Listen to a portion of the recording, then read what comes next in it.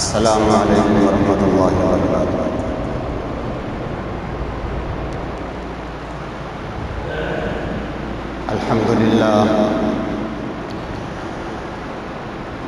الحمد للہ رب العالمین، والصلاة والسلام علی سید الانبیاء والمرسلین، اما بعد، اعوذ باللہ من الشیطان الرجیم، بسم اللہ الرحمن الرحیم۔ کل من علیہا فان، وقال النبی صلی اللہ علیہ وسلم، کن فی الدنیا کأنک غریب، او کما قال علیہ الصلاۃ والسلام۔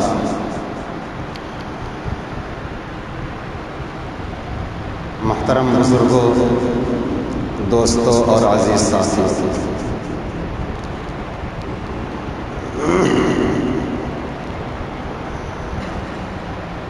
جو لوگ سنت پڑھ چکے ہیں پیچھے، آگے بڑھ کر مل کر بیٹھ جائیں تاکہ بعد میں آنے والوں کو پریشانی نہ ہو۔ اندر بھی جگہ خالی ہے، اندر آ جائیں۔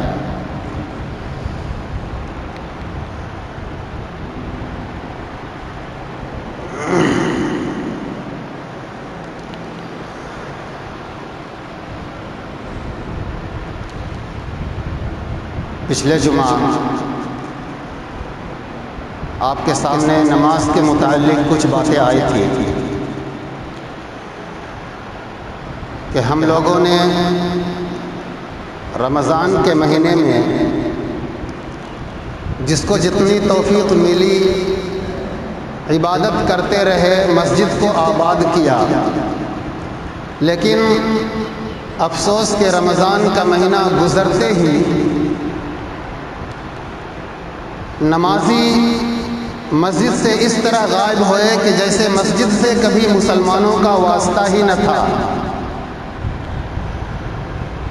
ہر جگہ کی مسجدوں کے اندر یہی ہوا کہ جو 10-5 نمازی پہلے سے آیا کرتے تھے وہی نمازی باقی رہ گئے، سارے کے سارے غائب ہو گئے، جیسے کسی نے نمازیوں کی چوری کر لی ہو۔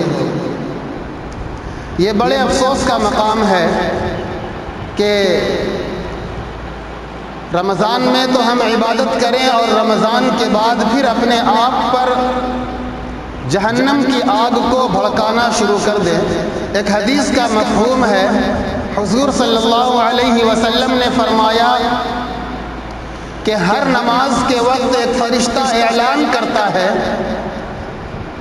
کہ اے ایمان والو، اٹھو اور اپنے اوپر جو جہنم کی آگ کو تم نے بھڑکا رکھا ہے، تیز کر رکھا ہے، اسے بجھاؤ۔ جو اللہ کے خاص بندے ہوتے ہیں وہ اٹھتے ہیں، وضو کرتے ہیں اور مسجد نماز کے لیے جاتے ہیں، اللہ کے سامنے سر جھکاتے ہیں، عاجزی کرتے ہیں، اپنے گناہوں کی مغفرت طلب کرتے ہیں، اللہ رب العزت اس کے گناہوں کو معاف فرما دیتے ہیں۔ ہر نماز کے وقت حدیث میں آتا ہے کہ ہر نماز کے وقت ایک فرشتہ یہی اعلان کرتا ہے اور اللہ کے نیک بندے اٹھتے ہیں، وضو کرتے ہیں اور اپنا رخ مسجد کی طرف کر لیتے ہیں۔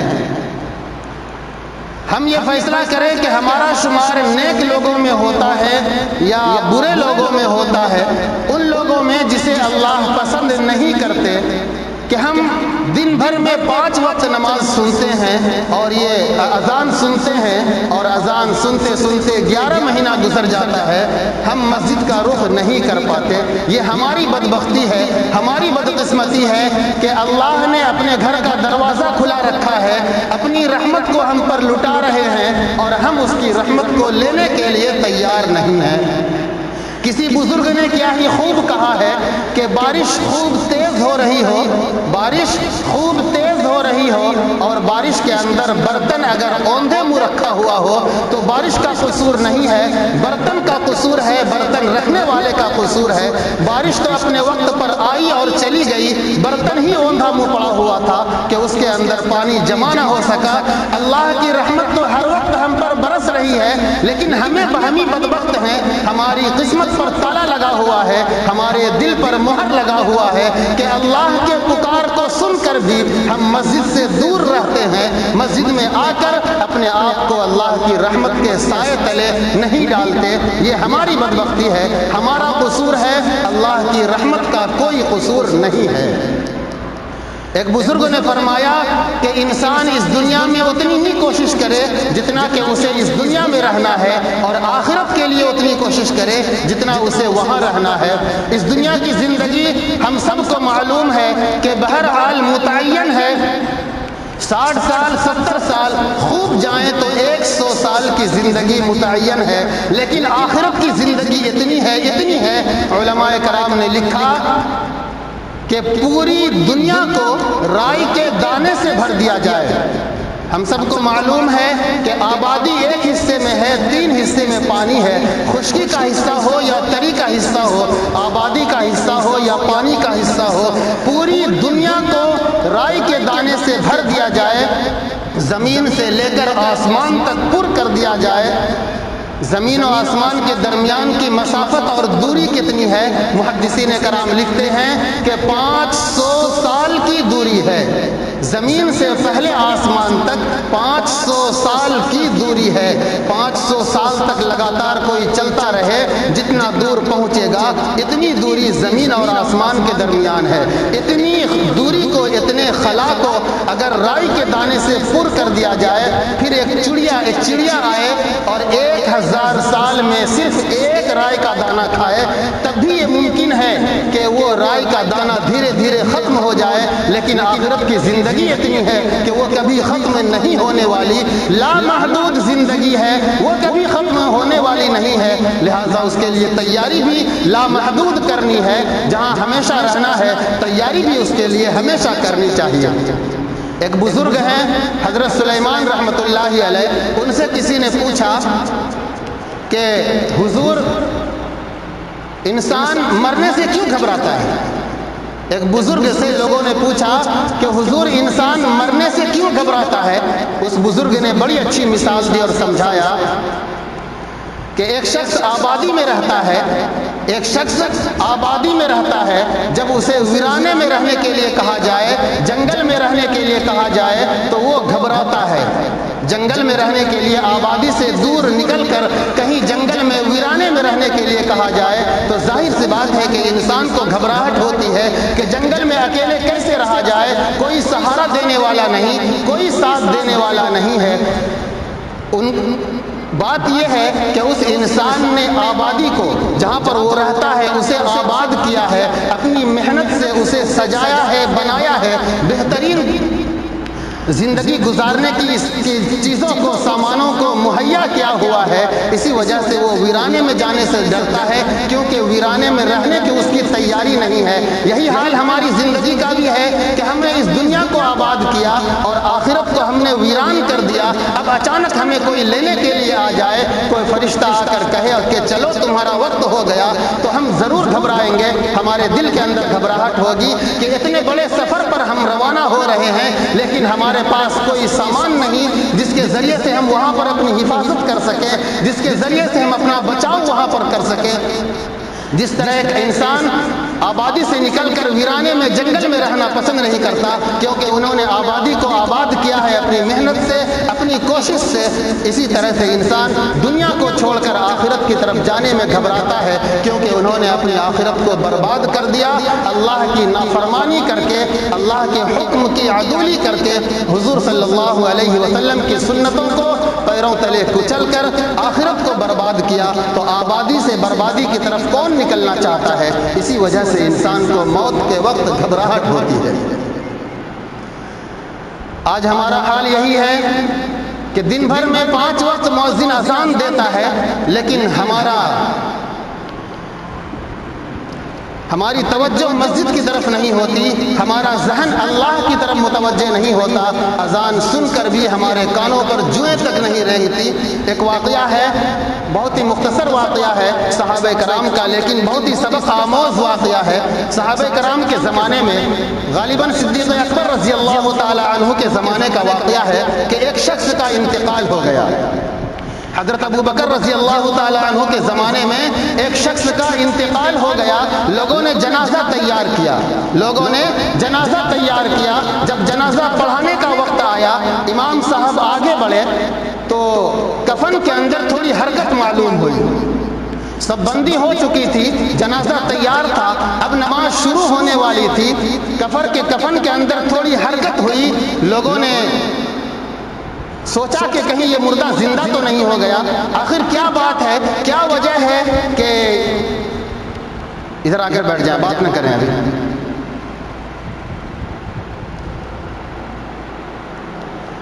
جب لوگوں نے یہ دیکھا کہ کفن کے اندر حرکت ہو رہی ہے، لوگ پریشان ہوئے کہ کہیں مردہ زندہ تو نہیں ہو گیا، کہیں یہ بے ہوش ہو اور ہم نے اسے کفن پہنا کر دفن کرنے کے لیے قبرستان لے کر آ گئے ہوں، ذرا کھول کر دیکھو تو صحیح. وہ امام صاحب نے چہرے سے کپڑا ہٹایا تو دیکھا کہ ایک موٹا سا سانپ ہے جو اس کی گردن میں لپٹا ہوا ہے اور اسے دبوچے ہوا ہے اپنے جبڑے میں، اسے اپنے منہ میں اس کے جبڑے کو لیے ہوا ہے، اس کے منہ پر منہ لگائے ہوئے ہے، زبردست طریقے سے اسے چبانے کی، نگلنے کی کوشش کر رہا ہے. وہ خیر القرون کا زمانہ تھا، صدیق اکبر کا زمانہ تھا. صحابہ کرام میں کھلبلی مچ گئی کہ آخر اس شخص کے ساتھ ایسا کیا ہو گیا، کیا وجہ ہے کہ سانپ نے اسے ابھی دفن نہیں کیا گیا، قبر کے اندر معاملہ نہیں ہوا کہ سانپ اس کے اوپر آ گیا اور اچانک اتنا بڑا اتنا موٹا سانپ آیا کہاں سے. طرح طرح کے سوال اٹھنے لگے. لوگوں نے کہا کہ ڈنڈا لاؤ، اسے مار کر ہٹاؤ اور جلدی سے جنازے کی نماز پڑھو اور اسے دفن کرو. لوگوں نے لاٹھی سے سانپ کو مارنا شروع کیا، لوگوں نے لاٹھی سے سانپ کو مارنا شروع کیا. اللہ رب العزت کی طرف سے سانپ کو بولنے کی طاقت دی گئی. سانپ نے بولنا شروع کیا اور کہا کہ مجھے مارو نہیں، ان اللہ امرنی ان اعذبہ الی یوم القیامہ. سانپ نے کہا کہ مجھے اللہ نے یہ حکم دیا، اللہ نے مجھے یہ حکم دے کر بھیجا ہے کہ میں قیامت تک اسے ڈستا رہوں.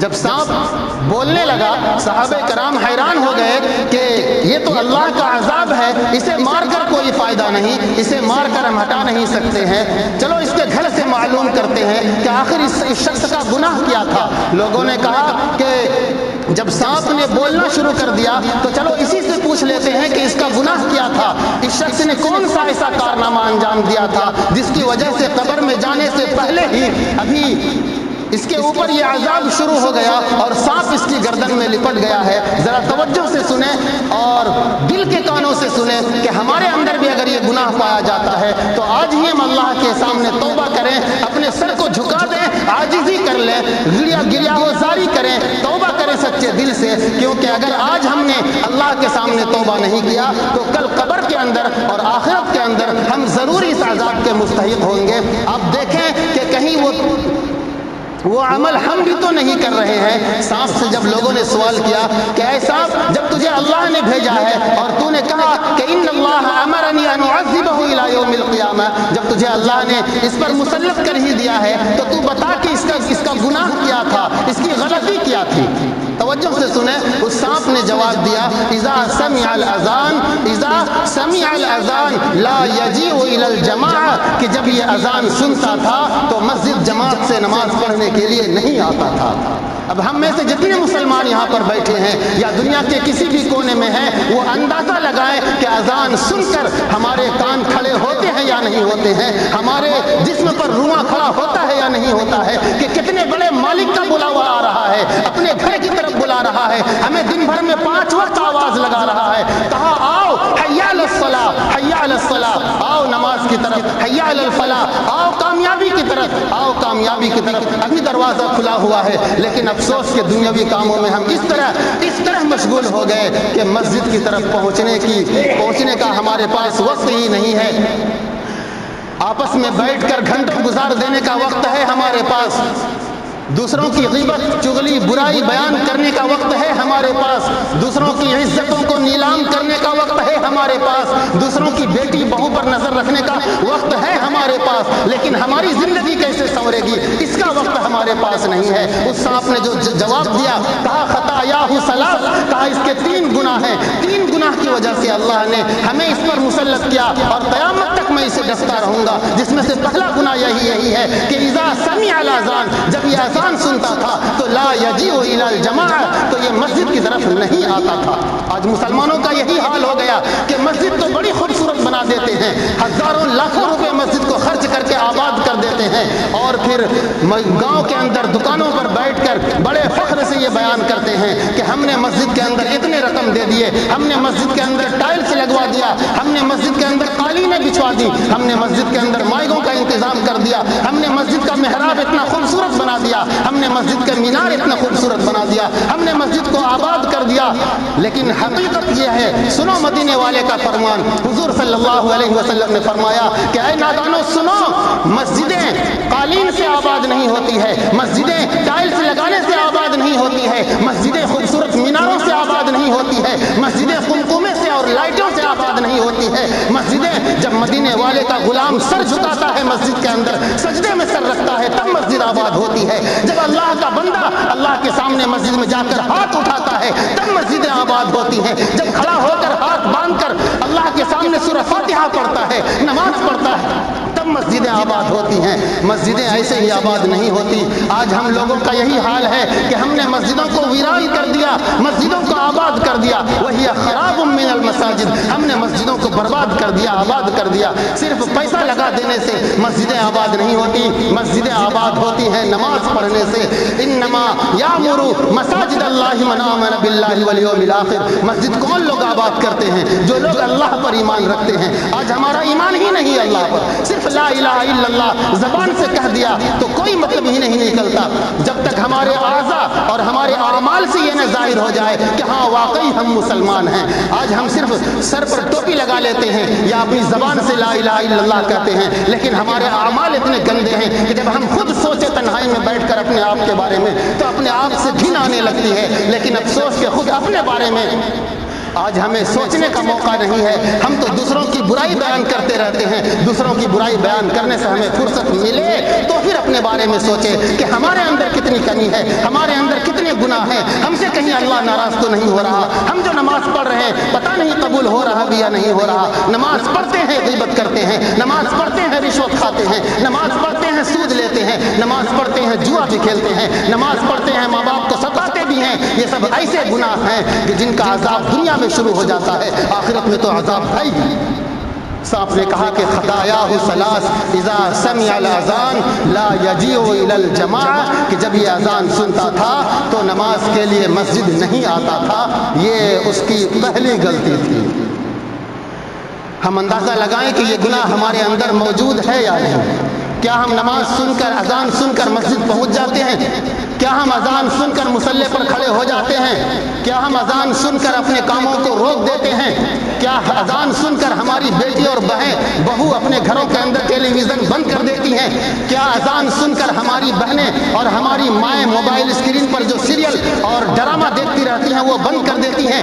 کیا سوچیں کہ ہمارے لڑکے، ہمارے نوجوان ساتھی جو موبائل اسکرین پر گانے سنتے رہتے ہیں، اذان سن کر وہ گانوں کو بند کر دیتے ہیں، وضو کر کے مصلی پر کھڑے ہو جاتے ہیں؟ ذرا سوچیں اور اندازہ لگائیں۔ اگر نہیں تو آج ہی توبہ کی ضرورت ہے، کیونکہ جب موت کا وقت متعین ہو جاتا تو کسی کو موقع نہیں دیا جاتا ہے۔ جب وہ وقت آ جاتا ہے اذا جاء اجلها لا يستأخرون ساعة، کسی کو ایک پل کے لیے، ایک سیکنڈ کے لیے بھی مہلت نہیں دی جاتی ہے جب وقت آ جاتا ہے۔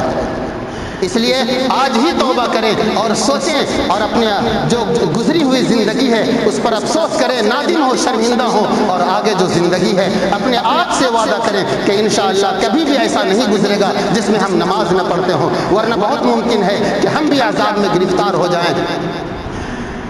سانپ سے پوچھا گیا کہ بھائی دوسرا گناہ کیا تھا؟ اس سانپ نے جواب دیا کہ لا یخرج الزکاۃ من مالہ۔ دوسرا گناہ اگر ہمارے اندر ہے تو آج ہی توبہ کرنے کی ضرورت ہے۔ سانپ نے کہا کہ اس کے 3 گناہ تھے، جس میں سے پہلا گناہ تو یہ تھا کہ جب وہ اذان کی آواز سنتا تھا تو مسجد کا رخ نہیں کرتا تھا، جماعت کے ساتھ نماز نہیں پڑھتا تھا۔ دوسرا گناہ کیا تھا؟ اس پر زکوٰۃ فرض تھا، اللہ نے مال و دولت سے نوازا تھا لیکن وہ زکوٰۃ نہیں نکالتا تھا۔ آج ہم میں سے کتنے مالدار ایسے ہیں جن کے پاس مال و دولت ہے؟ ابھی کے ٹائم میں، ابھی کے وقت میں 40 سے 42 ہزار روپے کی مالیت کا کوئی مالک ہے تو اس پر زکوٰۃ فرض ہو جاتی ہے۔ کتنے مسلمان ہیں جن کے پاس 42 ہزار روپے نہیں ہیں، یا 40 یا 50 ہزار روپے نہیں ہیں، یا اتنی مالیت کا وہ مالک نہیں ہے، اتنے روپے کے مقدار میں سونا چاندی اس کے پاس نہیں ہے۔ کون مسلمان ایسا ہوگا؟ شاید باید کوئی ایسا مل جائے جو 40 سے 50 ہزار کا مالک نہ ہو۔ زکوٰۃ فرض ہے لیکن نکالنا دشوار ہو رہا ہے۔ سانپ نے کہا کہ یہ اپنے مال میں زکوٰۃ نہیں نکالتا تھا، اس وجہ سے اللہ نے مجھے اس پر مسلط کیا ہے کہ میں قیامت تک اسے ڈستا رہوں، لا یخرج الزکوٰۃ من مالہ۔ صحابہ نے پوچھا کہ تیسرا گناہ اس شخص کا کیا تھا؟ اس شخص نے کہا کہ لا يسمع قول العلماء، کہ یہ عالموں کی بات کو نہیں سنتا تھا، جو قرآن و حدیث کو جاننے والے ہیں ان کی باتوں سے یہ اعراض کرتا تھا۔ آج ہمارے اندر بھی یہ صفت پائی جاتی ہے، جہاں دین کی بات کی جا رہی ہو، کہیں بیان کیا جا رہا ہو، کہیں واعظ و نصیحت کی جا رہی ہو، اگر 5 منٹ لیٹ ہو گیا یا 10 منٹ زیادہ ہو گیا ہماری جان نکلنے لگتی ہے، روح جسم کے اندر پھڑپھڑانے لگتی ہے، اور کہیں کسی اور کام میں چلے جائیں، دنیاوی کام میں گھنٹوں برباد کر دیتے ہیں۔ ٹرین پکڑنا ہو 1 گھنٹہ گاڑی لیٹ ہو، 2 گھنٹہ لیٹ ہو، وہاں آرام سے بیٹھے رہتے ہیں، ہمارے جسم کے اندر ذرا بھی ہلچل نہیں ہوتی۔ ڈاکٹروں کے یہاں بیٹھے ہوں، دن بھر انتظار کر رہے ہوں، ڈاکٹر 2 گھنٹہ 4 گھنٹہ لیٹ آئے، کوئی پرواہ نہیں۔ جہاں قرآن و حدیث کی بات کی جا رہی ہو ہمارے جسم کے اندر روح بے چین ہو جاتی ہے، کتنا وقت لے رہا ہے، کیا بول رہا ہے، کچھ سمجھ میں نہیں آ رہا، کیونکہ وقت کے پابند ہم صرف مساجد کے اندر ہوتے ہیں، وقت کے پابند ہم صرف نصیحت کی مجلسوں کے اندر ہوتے ہیں، وقت کے پابند ہم صرف جلسے جلوس کے اندر ہوتے ہیں، دنیاوی کاموں میں ہم وقت کے پابند نہیں ہوتے ہیں۔ ہم سوچیں کہ یہ تینوں گناہ ہمارے اندر پائے جاتے ہیں یا نہیں پائے جاتے ہیں۔ اگر پائے جاتے ہیں تو میرے بھائی آج ہی توبہ کرنے کی ضرورت ہے۔ اللہ رب العزت ہم سب کی حفاظت فرمائے۔ اتنا تو معلوم ہے کہ قبر کا عذاب برحق ہے اور آنے والا ہے، اللہ ہم سب کی اس سے حفاظت فرمائے، اور آخرت کا عذاب بھی برحق ہے، وہ بھی آنے والا ہے۔ یہ ایمان رکھنا ضروری ہے کہ قبر کے اندر بھی عذاب ہے اور آخرت کے اندر بھی عذاب ہے، اور حضور صلی اللہ علیہ وسلم کا کوئی بھی فرمان جھوٹا نہیں ہوتا۔ 1450 سال گزر گیا لیکن پوری دنیا مل کر آج تک حضور کے ایک فرمان کو غلط ثابت نہیں کر سکی، تو ہم سب کو یہ ایمان رکھنا ہوگا کہ حضور کا ایک ایک فرمان، ایک ایک قول، ایک ایک بات بالکل سچی ہے، اور قیامت تک کے لیے جو بھی باتیں یا قیامت کے بعد کی جو بھی باتیں فرما گئے ہیں وہ سب کچھ ہونے والا ہے۔